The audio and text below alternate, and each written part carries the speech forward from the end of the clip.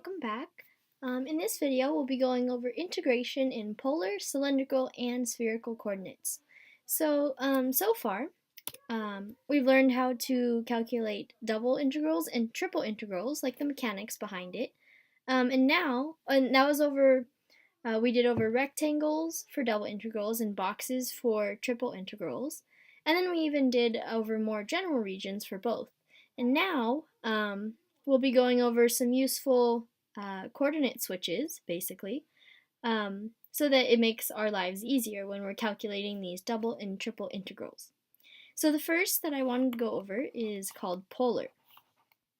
So basically what the x, y, and z coordinates that we've been using, those are referred to as rectangular coordinates. Rectangular.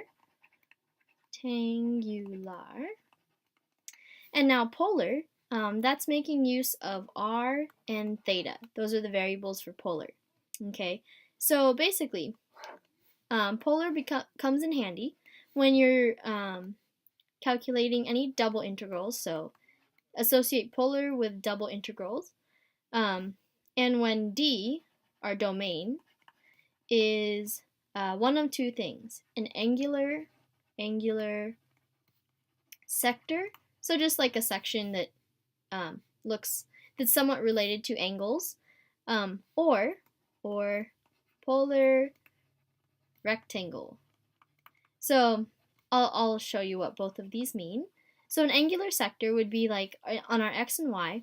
If you were to have something like this, okay, and then if I were to tell you that we wanted this area, this is our domain right in here. Okay, so as you can see, pretend these are like parts of circles, right? So here's the first r, like the distance from the origin to the first arc would be r if this was a circle, so that would be like r1, distance r1, and then to all the way to the second, the outer boundary here, that would be r2, so that would be a bigger radius, right?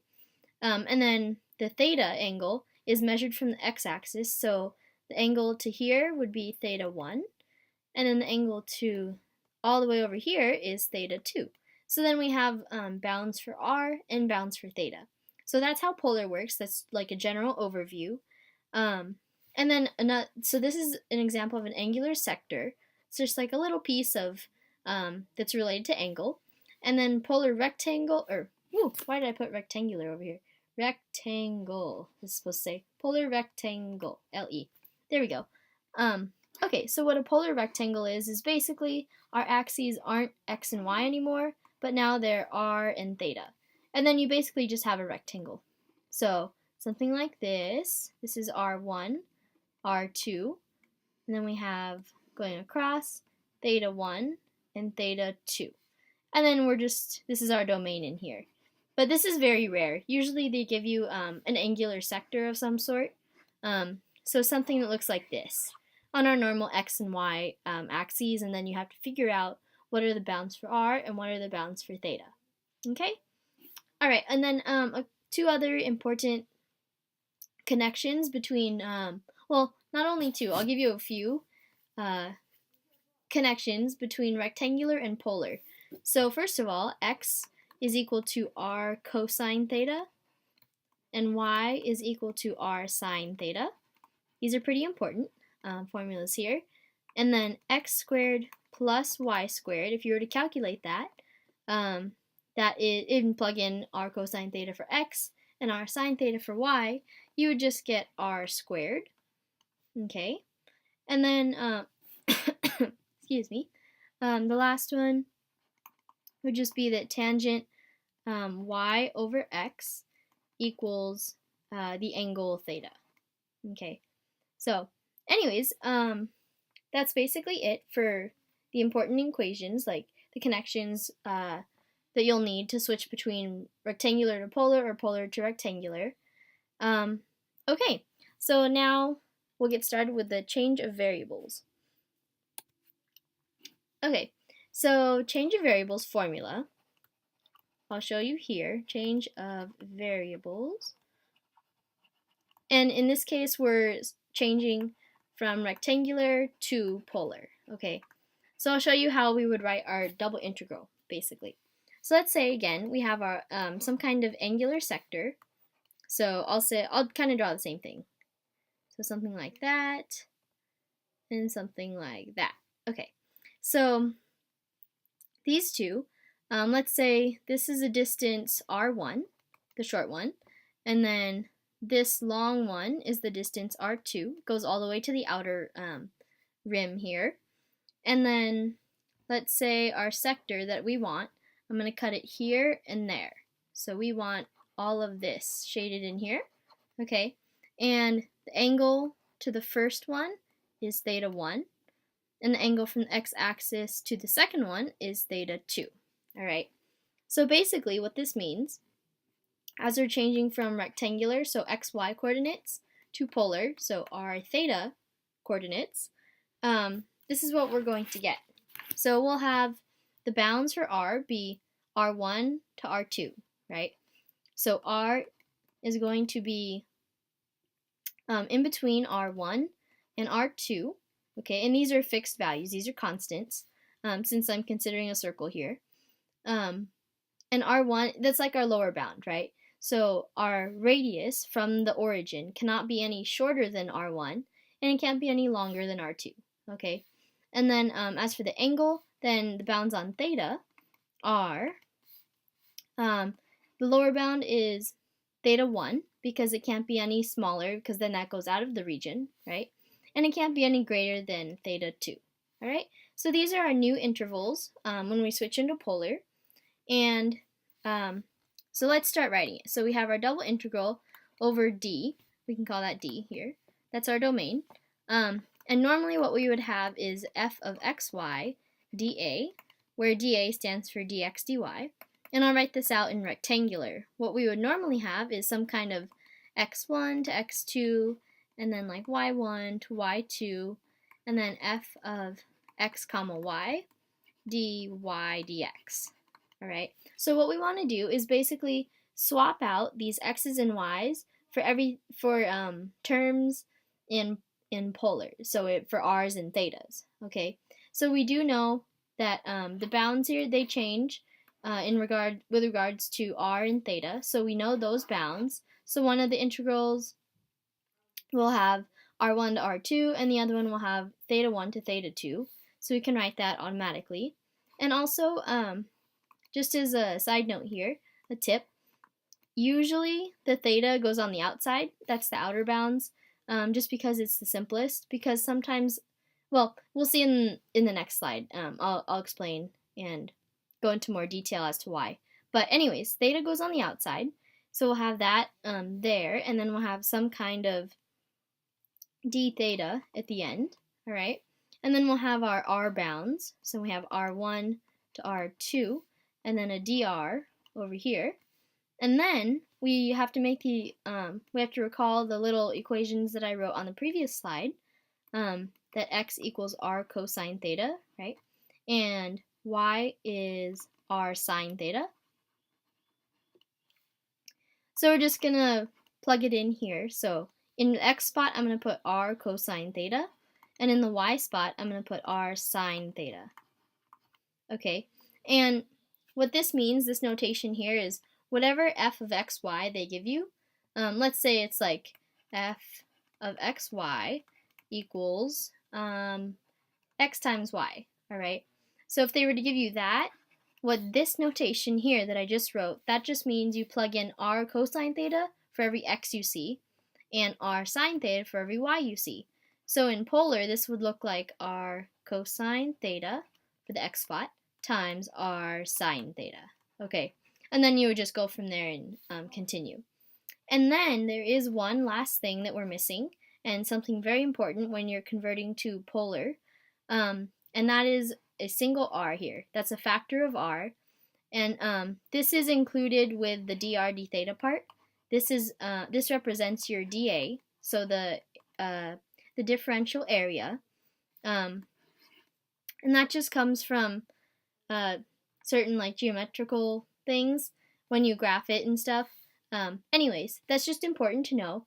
And also in two sections, after this, following this one, there's more explanation as to why that r is there, and we'll actually solve to find it. So, okay.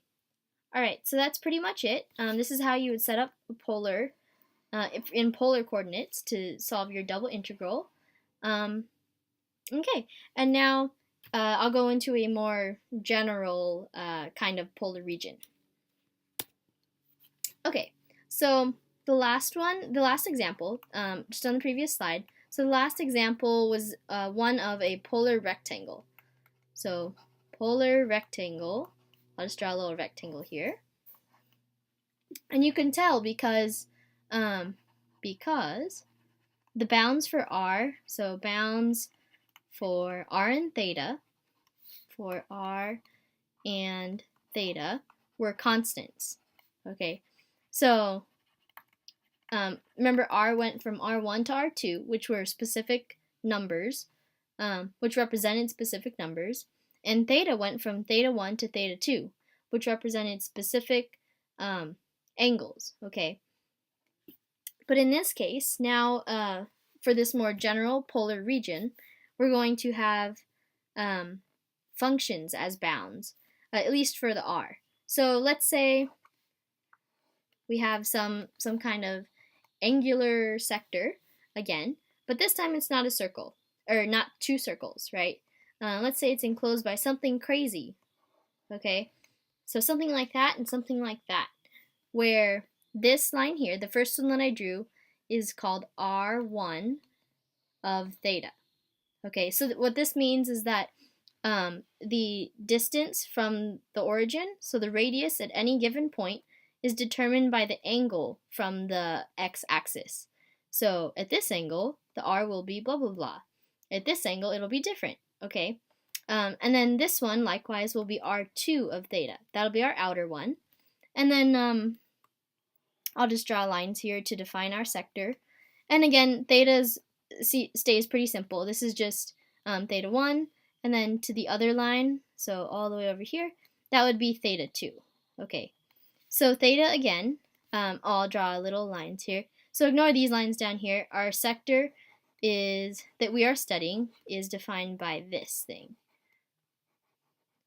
So this kind of weird looking shape right there. Okay, so that's what we're looking at. And theta ranges from theta 1 to theta 2. So these again are constant angles. So that's pretty simple. And then our r though, our radius, it ranges from r1 of theta to r2 of theta.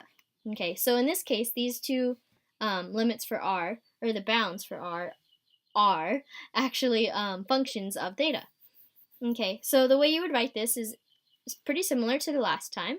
Now we're just changing the bounds on r. So that's why I said in the previous slide that for theta, we tend to write it on the outside as the outermost bounds, I guess. The outermost integral, because it's the simplest. Then you're just left with constants at the end, which is good. And then the inner one will be r1 of theta to r2 of theta. And this is our dr. And then, of course, we can't forget the factor of r. That's necessary whenever you're converting from xy to r theta. This r here, that's important. And then we'll just plug in the general form for whatever we have on the inside, since we're not given an actual function. So that would be the format, the setup for a double integral over a more general polar region. Okay? So now let's do an example of one. So let's say we have, we're integrating over this, and so we're given this, and then I'll show you how to work through it. So we have something like that, and then x squared plus y squared dy dx. Okay, so given this, typically in questions, you'll be given them in rectangular coordinates, so x and y, and it'll be up to you to determine whether to use your knowledge of polar coordinates and actually switch into those or not.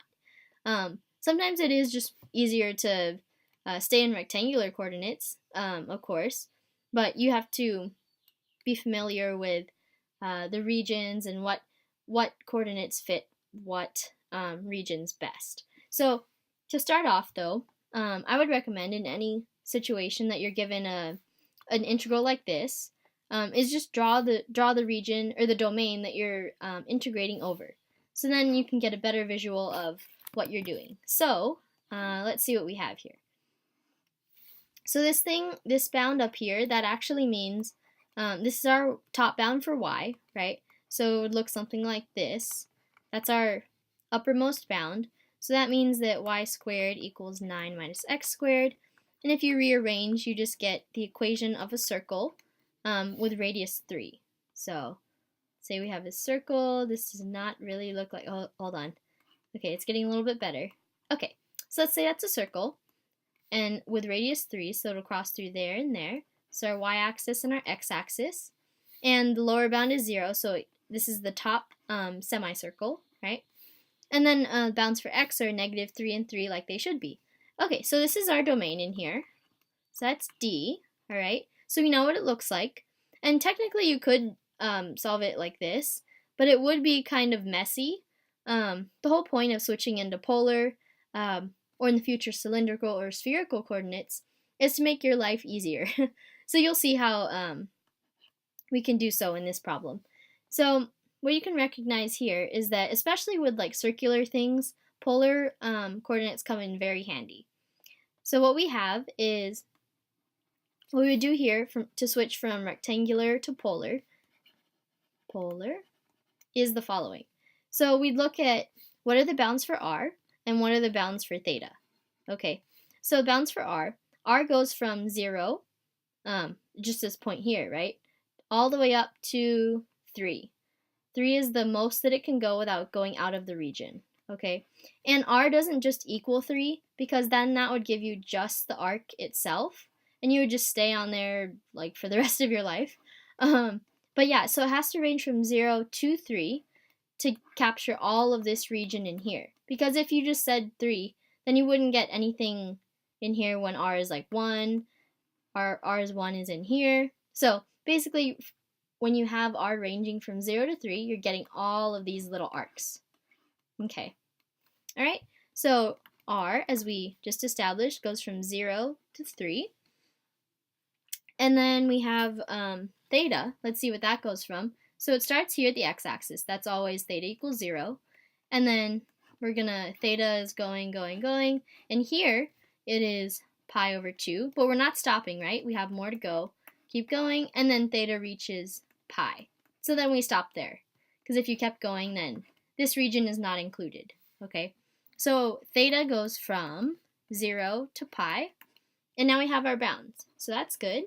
And we also know, let's look at this part now. So we have our bounds. We're good on the left side.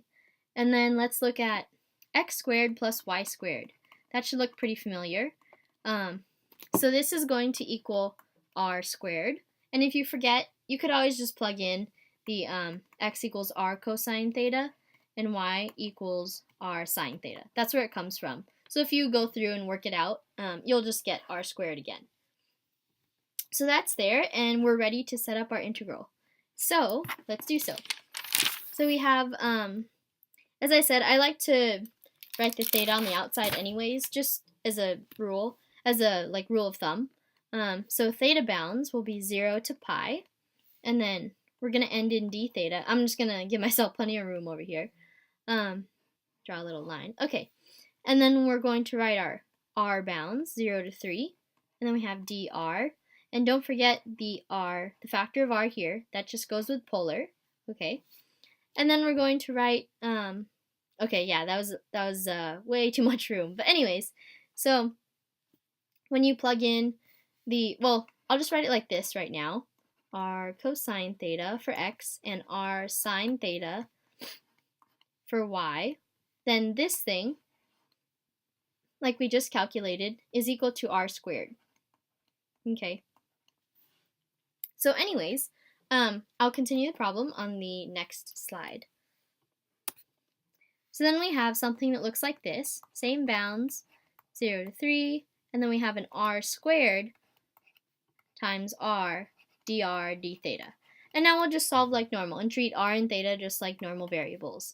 So then we have 0 to pi, 0 to 3, r cubed dr d theta. And also another nice thing about polar as well as cylindrical and spherical, oftentimes you'll get it reduced to the case of an iterated integral. Remember what that means? Iterated just means you can solve it in steps, and usually that means you can separate the integrals and then multiply them. So that's what I mean by this is that the bounds have to be constants. Okay, so actual numbers. They can't be functions of another variable, because then that complicates things and you actually have to solve it in order. But in this case here, we have constant bounds, which is good. And so basically we can just group all of the r's together in one set and all of the thetas together in another. So let's do the thetas. So we have 0 to pi and then a 1, right? Because we don't see any other thetas, d theta. And then we could do 0 to 3, r to the third, dr. Okay? So now we just solve. So then we have theta going from 0 to pi in the first one. And then here we have 1 over 4 r to the fourth as r goes from 0 to 3. Okay? And then from here we just keep solving and we get pi minus 0, right? When we plug that in. And then we get 1 over 4 times 3 to the fourth minus 0 to the fourth. And this turns out to be ultimately just an 81 over 4 pi. Okay? All right. That finishes that problem. And now we'll move on to the next topic. So now we covered polar, and now I think I'ma take it slow.